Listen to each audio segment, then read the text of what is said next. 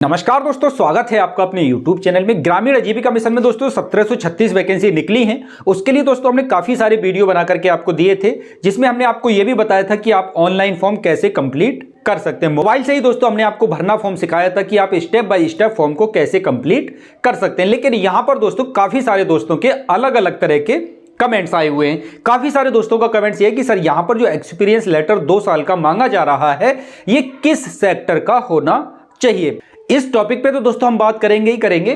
Complete दोस्तों आप लोगों को समझाने की कोशिश करेंगे इस वीडियो के माध्यम से कि इस वैकेंसी की कंप्लीट योग्यता क्या है और इसमें कौन लोग आवेदन कर सकते हैं। पहली बात दोस्तों हम आपको ये क्लियर कर दें कि ये 1736 वैकेंसी जो ग्रामीण आजीविका मिशन के नाम पे निकाली गई है, ये प्योरली संविदा की वैकेंसी और उत्तर प्रदेश राज्य के लिए निकाली गई। हालांकि इसमें आवेदन किसी भी राज्य का कोई भी व्यक्ति कर सकता है, ऐसी कोई बाउंडेशन नहीं है। इतनी बात आपको क्लियर हो जाती है। तो यहां पर दोस्तों काफी सारे सवाल हैं, उन पे हम बाद में लौटेंगे। पहले कुछ बेसिक बातें हैं जिससे कि आपकी कुछ कंफ्यूजन है वो दूर हो जाए। तो यहां पर दोस्तों योग्यता जो मांगी गई है, आपसे ग्रेजुएशन मांगा गया है।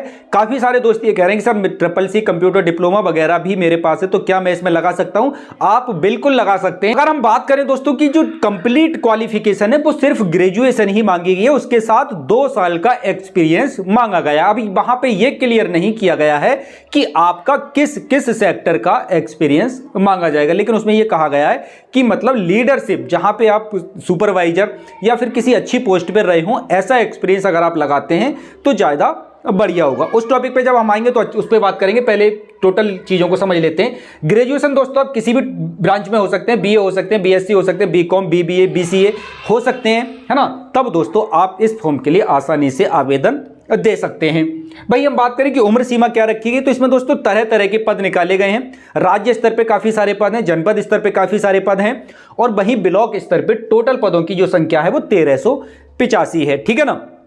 सैलरी की बात अगर हम करें दोस्तों तो यहां पे 12,000 से 25,000 रुपए लगभग सैलरी बताई जा रही है। तो ना आपको 12,000 मिलने वाली सैलरी है और ना मिलेगी आपको 25,000।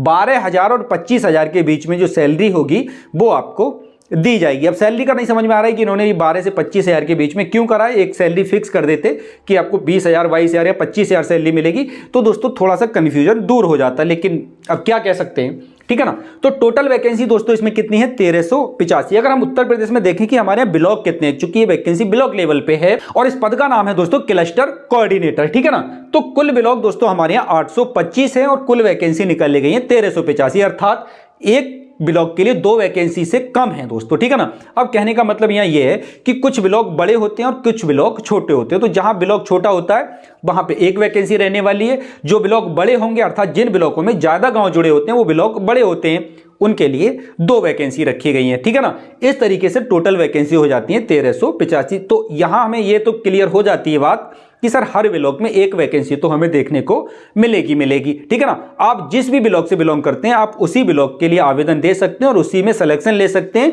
और घर से ही दोस्तों आप इस नौकरी को कर सकते हैं। शुरू में सरकार ये कह रही है, जैसे कि वो पॉइंट बताए हैं, जो नोटिफिकेशन हमने आपको बताया था उसमें बताया गया था कि ये वैकेंसी शुरू में आपको 12 महीने के लिए अर्थात 1 साल के लिए देखने को मिलेगी।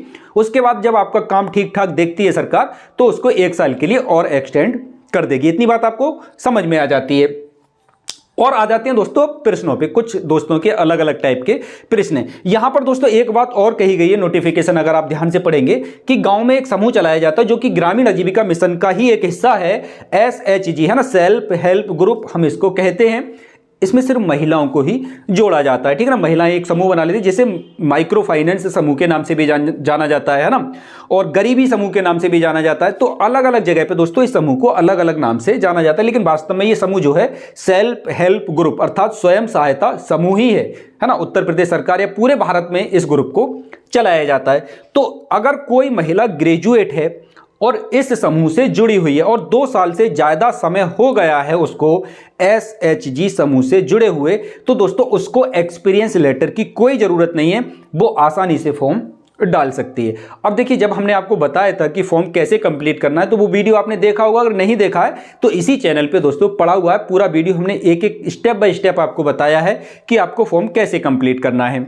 जब आप एक्सपीरियंस वाले टॉपिक पे आते हैं, जहां पे अनुभव मांगता है कि आप अनुभव बताइए कि आपका क्या है, तो वहां अगर आप अनुभव नहीं भी लगाते हैं तब भी आपका फॉर्म सफलतापूर्वक सबमिट हो जाएगा, ठीक है ना।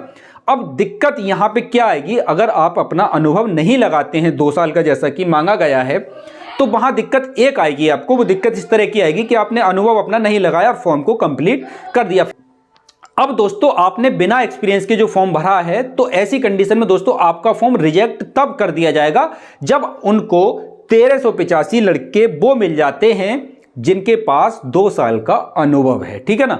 अगर 1385 लड़के नहीं मिल पाते हैं जिनके पास 2 साल का अनुभव है, तो उन लड़कों को भी ले लिया जाएगा जिनके पास अनुभव नहीं है। अगर अनुभव कंपलसरी होता तो बिना अनुभव के दोस्तों फॉर्म कंप्लीट नहीं होता।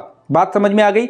स्टार लगा हुआ नहीं है, अर्थात कहने का मतलब यह है कि अनुभव यहां पर कंपलसरी नहीं है, लेकिन मांगा गया है तो हमें डालना जरूर है, क्योंकि 1385 लड़कों से अगर ज्यादा लड़कों ने अनुभव लगा दिया तो फिर उन दोस्तों का नंबर नहीं आएगा जो अनुभव नहीं लगाए हैं। अर्थात कहने का मतलब यह हुआ कि आपके पास अनुभव प्रमाण पत्र नहीं भी है तब भी आप फॉर्म को कंप्लीट कर सकते हैं। पूरी जानकारी लेने के बाद ही दोस्तों मैं आप लोगों को यह बात बता रहा हूं, आप इस बात पे अमल कर सकते हैं, ठीक है ना। मतलब ऐसा नहीं कि सिर्फ नोटिफिकेशन पड़ा है, और भी जानकारी लेने के बाद इस बात को बताया जा रहा है। इतनी बात आपको समझ में आ गई। आपको पता ही है कि हम आपके साथ बिल्कुल अच्छे से सारी जानकारी शेयर करते हैं जिससे कि आपको कोई कंफ्यूजन ना रहे। चैनल पे नए हैं दोस्तों तो चैनल को सपोर्ट करने के लिए थोड़ा सा सब्सक्राइब भी कर सकते हैं आप।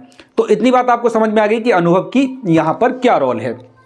अच्छा, लेटर कहां से बनवाना है, काफी सारे दोस्तों का ये सवाल आ रहा है कि सर मेरे पास एक्सपीरियंस लेटर नहीं है और मैंने तो अभी ग्रेजुएशन किया, तो मेरे पास अनुभव लेटर कहां से आएगा। बात बिल्कुल ठीक है। देखिए ये संविदा की नौकरी है, आप चाहें तो ये अनुभव लेटर कहीं से बनवा भी सकते हैं, इसमें कोई जांच नहीं बैठेगी आपके ऊपर कि आपने अनुभव कहां से बनवाया है, कैसे बनवाया है। लेकिन आप कोशिश ये करिए दोस्तों कि आपके पास जेन्युइन का मतलब ये है कि आपके पास जो अनुभव है ना काम करने का, कहीं वो जेन्युइन हो, मतलब आपने किया हो। आप चोर रास्ते से किसी भी वैकेंसी में घुसने की कोशिश ना करें। अगर थोड़ी बहुत भी दोस्तों जांच बैठ गई, देखिए हमारा काम आपको एकदम सटीक जानकारी देने का है, ठीक है ना। आप करेंगे तो वही जो आपके मन में है। तो अगर आपके पास दोस्तों अनुभव नहीं है तो आप मतलब ऐसा ना करें कि कहीं से एकदम अनुभव बनवाने की कोशिश करें, ठीक है ना। उससे क्या होगा दोस्तों, आप बनवा तो लेंगे लेकिन बाई चांस किसी तरह की कोई जांच बैठ जाती है और जहां से आपने अनुभव जो बनवाया है और वहां पे जांच जाती है और उस व्यक्ति ने 1% ये कह दिया कि हमारे यहाँ इस व्यक्ति ने काम नहीं किया है, ठीक है ना, तो थोड़ी प्रॉब्लम दोस्तों हो सकती है। भले ही ये वैकेंसी संविदा की है लेकिन कानूनी कार्रवाई उसी हिसाब से होगी जैसे कि गवर्नमेंट एम्प्लॉय के ऊपर की जाती है।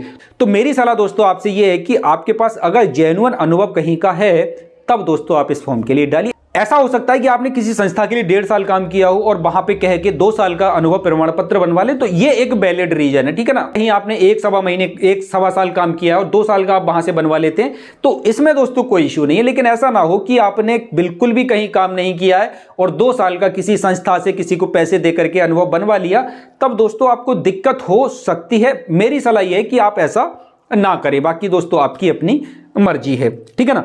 अब काफी सारे दोस्तों का सवाल यह है कि सर सरकारी, अर्ध सरकारी, प्राइवेट अनुभव मांगा है तो मांगा किस चीज का है। तो देखिए जब आप फॉर्म भरेंगे तो वहां पे विकल्प आ रहा है कि आपको जो अनुभव है वो किस फील्ड का है, प्राइवेट फील्ड का है, सरकारी फील्ड का है, अर्ध सरकारी फील्ड का है या फिर किसी अन्य सेक्टर का आपके पास अनुभव है।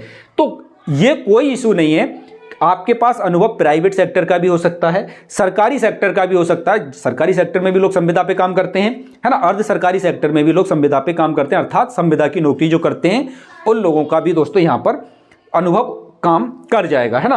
अब काफी सारे दोस्तों के सवाल ये हैं कि सर मैंने जो टीचिंग की है कहीं 1-2 साल, क्या वो प्रमाण पत्र चलेगा या फिर नहीं चलेगा, ठीक है ना। काफी सारे दोस्तों का कहना है कि सर मैंने सुपरवाइजर का काम किसी फैक्ट्री में किया है, और बहुत सारे दोस्तों के अलग अलग तरह के प्रश्न है। तो दोस्तों आपने जो भी काम किया है, ठीक है ना, लेकिन आपका काम ऐसा ना हो कि आपने कहीं चपरासी गिरी करी है ना, क्योंकि ये वाली पोस्ट जो अधिकारी लेवल की पोस्ट है, तो आपका जो अनुभव हो ना वो लगभग पोस्ट से मिलता जुलता हो। टीचर वाली जो अनुभव है वो एकदम मेल खा जाएगा, ठीक है ना। आप कहीं कंप्यूटर टीचर रहे हैं, है ना, कहीं डाटा एंट्री ऑपरेटर रहे हैं या फिर आप किसी और जॉब में रहे हैं, तो दोस्तों वो अनुभव आप लगा सकते हैं, कोई भी दिक्कत नहीं होगी। टीचिंग वाले जितने भी दोस्त हैं जिनके पास टीचिंग का अनुभव है दोस्तों वो लगा सकते हैं, कोई भी प्रॉब्लम उनको नहीं है। किसी भी टाइप का आपके पास अनुभव है आप उसको लगाइए, है ना। उसको अपलोड करना जरूरी होता है, वहां पर सर्टिफिकेट मांगा जा रहा है ना, वो आपको अपलोड करना पड़ेगा। तो आप वो लगा सकते हैं और अपने फॉर्म को कंप्लीट कर सकते हैं, कोई भी दिक्कत यहां पर नहीं है। तो इस सवाल का आंसर हम